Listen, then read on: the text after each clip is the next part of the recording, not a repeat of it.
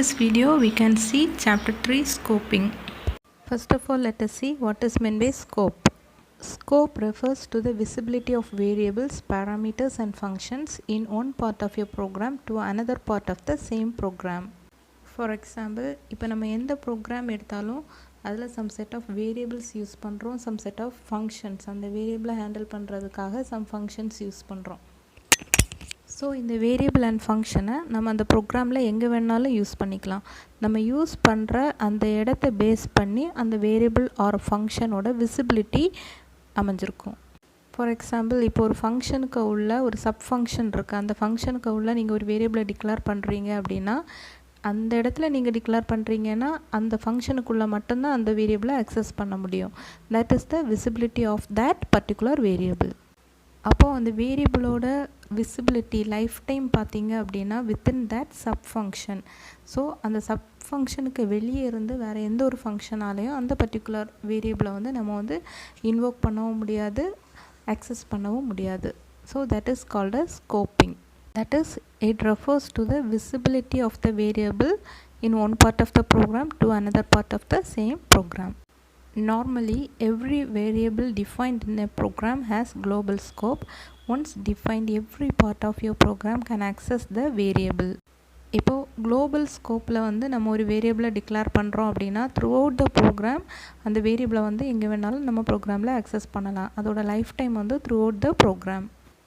But it is a good practice to limit a variable scope to a single definition. This way, changes inside the function can't affect the variable on the outside of the function in unexpected ways. அப்படின்னா இப்போ global ஸ்கோப்பில் கொடுக்குற variable நம்ம எங்கே வேணாலும் access பண்ணலாம். So அந்த வேரியபிளை நம்ம modification பண்ணணும் அப்படின்னா அது வந்து எப்போ வேணாலும் நம்ம அந்த வேரியபிளை அஃபெக்ட் ஆகும். ஸோ அதுக்காக தான் நம்ம இப்போ என்ன பண்ண போகிறோம்னா, we want to limit the variable scope. அந்த வேரியபிளோட ஸ்கோப்பை வந்து லிமிட் பண்ணுறோம். Within the function or within the block அந்த மாதிரி நம்ம லிமிட் பண்ண போகிறோம். ஸோ அப்படி லிமிட் பண்ணும்போது வித்தின் த சப் ஃபங்க்ஷன் நீங்கள் ஏதாவது மாடிஃபிகேஷன் பண்ணீங்க, ஒரு வேரியபிள் ஏதாவது மாடிஃபிகேஷன் பண்ணீங்க அப்படின்னா அது வந்து அவுட் சைட் த ஃபங்க்ஷன் வந்து அஃபெக்ட் ஆகாது. That's why we are limiting the variable scope. Next we can see variable scope. To understand the scope of your variables in the programming language, it is important to learn about what variables really are. இப்போ variable scope அப்படின்னு பார்க்குறதுக்கு முன்னாடி first வந்து variable அப்படின்னா என்னன்னு பார்க்கலாம். Variable அப்படின்னா some memory boxes. இப்போ வந்து நம்மளோட டேட்டாவை ஸ்டோர் பண்ணுறதுக்காக, ஹோல்ட் பண்ணுறதுக்காக யூஸ் பண்ணுற சம் மெமரி பாக்ஸை தான் என்ன சொல்கிறோம் அப்படின்னா வேரியபிள் அப்படின்னு சொல்கிறோம். இப்போ ஒரு கிளாஸ் எடுத்துக்கிட்டிங்க அப்படின்னா அந்த கிளாஸுக்கு நீங்கள் ஆப்ஜெக்ட் க்ரியேட் பண்ணுறீங்க. ஸோ அந்த கிளாஸோட ஆப்ஜெக்ட் தான் என்ன சொல்கிறோன்னா அந்த கிளாஸோட ஒரு வேரியபிள்னு சொல்லலாம். Essentially, they are addresses, that is reference or pointers to an object in memory. For example, இப்போ a equal to 5 அப்படின்னு கொடுக்குறோம் அப்படின்னா a is a variable. 5ங்கிறது அந்த aங்கிற வேரியபிளை அசைன் பண்ணுற ஒரு வேல்யூ. ஸோ கம்பைலர் என்ன பண்ணோம் அப்படின்னா aங்கிற வேரியபிளுக்கு ஒரு மெமரி பாக்ஸ் அலோகேட் பண்ணோம். As per the data type நம்ம ஒரு இன்டிஜர் கொடுக்குறோம். ஸோ 2 டேட்டா பைட்டில் வந்து நமக்கு வந்து 2 பைட்ஸில் வந்து நமக்கு ஒரு மெமரி அலோகேட் ஆகும்.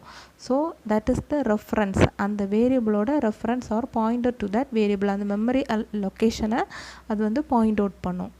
when you assign a variable with equal to an instance, you are binding or mapping the variable to that instance. That is இப்போ a equal to 5 அப்படின்னு கொடுக்குறீங்க அப்படின்னா அந்த 5ங்கிற வேல்யூவை நீங்கள் ஏங்கிற வேரியபிளில் மேப் பண்ணுறீங்க, பைண்ட் பண்ணுறீங்க. ஸோ அந்த ஏங்கிற மெமரி பாக்ஸில் 5ங்கிற வேல்யூ வந்து அசைன் ஆகும். Multiple variables can be mapped to the same instance. So same ஆப்ஜெக்ட்டுக்கு நீங்கள் மல்டிபிள் வேரியபிள்ஸை வந்து நீங்கள் அசைன் பண்ணலாம். Next we can see what is meant by mapping. The process of binding a variable name with an object is called mapping.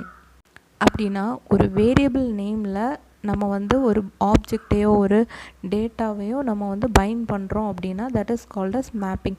இதுக்காக நம்ம use பண்ணுற simple தான் equal to sign. So we can assign a value to that variable. Programming languages keep track of all these mappings with namespaces. Namespace are containers for mapping names of variable to objects. So in this namespace means the container. That means we have, so one example a equal to 5. இப்போ இதில் வந்து ஏங்கிறது தான் ஒரு container. இதில் தான் நம்ம value 5 வந்து ஸ்டோர் பண்ண போகிறோம். அந்த ஏயை தான் நம்ம என்ன சொல்கிறோம் அப்படின்னா நேம் ஸ்பேஸ் அப்படின்னு சொல்கிறோம். ஃபார் எக்ஸாம்பிள், இப்போ ஒரு டிக்ஷனரி எடுத்துக்கிட்டோம் அப்படின்னா அந்த டிக்ஷனரியில் நமக்கு வேர்ட்ஸும் இருக்கும், அதோட மீனிங்கும் இருக்கும். So these words are mapped with its meaning in dictionary. அதே போல் ப்ரோக்ராமிங் லாங்குவேஜ் பார்த்துக்கிட்டோம் அப்படின்னா here names are mapped with object. இதில் வந்து என்ன பண்ணுவோம்னா this allow access to object by names. அந்த நேமை யூஸ் பண்ணி நம்ம அதில் இருக்க வேல்யூவை வந்து ஆக்சஸ் பண்ணிக்கலாம். For example, print the value of a means நம்ம ஏல ஆல்ரெடி ஸ்டோர் பண்ணியிருக்க வேல்யூ 5 வந்து நமக்கு வந்து பிரிண்ட் ஆகும். That we can access to object by its names. Consider one example, a equal to 5 and b equal to a. இந்த first example a equal to 5. இதில் வந்து என்ன பண்ணுறோம் அப்படின்னா 5ங்கிற இன்டிஜர் வேல்யூவை ஏங்கிற வேரியபிளில் வந்து நம்ம அசைன் பண்ணுறோம், மேப் பண்ணுறோம். ஸோ இதில் ஏங்கிறது வேரியபிள் நேம், 5ங்கிறது ஆப்ஜெக்ட். ஸோ 5ங்கிற ஆப்ஜெக்டை வந்து வேரியபிள் ஏல வந்து நம்ம அசைன் பண்ணுறோம். we are going to map. இப்போ நமக்கு ஏங்கிற வேரியபிளில் என்ன வேல்யூ இருக்குது அப்படின்னா 5ங்கிற வேல்யூ இருக்குது. நெக்ஸ்ட் ஸ்டேட்மெண்ட் பாருங்கள், b equal to a. in this b is a set equal to a. இதில் வந்து பியில் வந்து நம்ம எதை மேப் பண்ண போகிறோம் அப்படின்னா அந்த ஏங்கிற வேரியபிளில் இருக்கிற வேல்யூவை நம்ம அப்படி பியில் மேப் பண்ண போகிறோம், டைரெக்டாக மேப் பண்ண போகிறோம். ஸோ பியில் நமக்கு என்ன வேல்யூ ஸ்டோர் ஆகும் அப்படின்னா ஏல நமக்கு என்ன வேல்யூ கொடுத்துருக்கோமோ தட் இஸ் 5 தான் பிலையும் ஸ்டோர் ஆகும். see this mapping picture. இதில் வந்து ஃபஸ்ட்டு a equal to 5 நம்ம ஃபஸ்ட்டு மேப் பண்ணதான். நெக்ஸ்ட் ஒன்று வந்து b equal to ஏன்னு கொடுத்துருந்தோம். ஸோ இதில் ஏயோட வேல்யூ 5 ஆனதுனால நமக்கு டைரெக்டாக பியை வந்து என்ன பண்ணுறோம், ஏல இருக்கிற அந்த ஆப்ஜெக்ட் 5 வந்து மேப் பண்ணுறோம் டைரெக்டாக. see the next example, a equal to 5, b equal to a and a equal to 3. இதில் பார்த்தீங்க அப்படின்னா ஏங்கிற வேரியபிளில் 5ங்கிற ஆப்ஜெக்டை வந்து மேப் பண்ணியிருக்கோம். Next one b equal to a. இதில் வந்து ஏல இருக்கிற வேல்யூவை பியில் மேப் பண்ணுறோம். Next a equal to 3. Once ஏல இருக்க வேல்யூவை பியில் மேப் பண்ணதுக்கப்புறமா நம்ம என்ன பண்ணுறோம் அப்படின்னா ஏல இருக்கிற வேல்யூவை வந்து சேஞ்ச் பண்ணுறோம் ஈக்குவல் டு 3 அப்படின்னு. இப்போ வந்து ஃபைனல் மேப்பிங்கில் நமக்கு என்ன வேல்யூ இருக்கும் அப்படின்னா a equal to 3 and b equal to 5. Next one is the scope of a variable is that part of the code where it is visible. அப்படின்னா இப்போ ஒரு வேரியபிளோட ஸ்கோப்பை நம்ம அதோட விசிபிலிட்டியை டிக்ளேர் பண்ணுறது அப்படின்னா அந்த பார்ட் ஆஃப் த கோட் எங்கே விசிபிளாக இருக்கோ அந்த இடத்துல மட்டும்தான் அந்த வேரியபிளோட ஸ்கோப், அதோட லைஃப் டைம் வந்து விசிபிளாக இருக்கும். ஃபார் எக்ஸாம்பிள், இப்போ வந்து ஒரு மெயின் ப்ரோக்ராமுக்கு உள்ள ஒரு சப் ப்ரோக்ராம் எழுதுறீங்க, that is display of a equal to 7.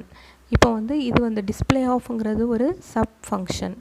இப்போ இந்த ஏல மேப் பண்ணியிருக்க வேல்யூ 7 வந்து உங்களுக்கு டிஸ்பிளே பண்ணணும் அப்படின்னா அந்த டிஸ்பிளேங்கிற ஃபங்க்ஷனுக்கு உள்ள மட்டும்தான் நம்மளால் பிரிண்ட் பண்ண முடியுமே தவிர நம்ம இந்த ஏங்கிற வேரியபிளை நம்ம அவுட் சைட் த ப்ரோக்ராம் வந்து நம்ம யூஸ் பண்ண முடியாது.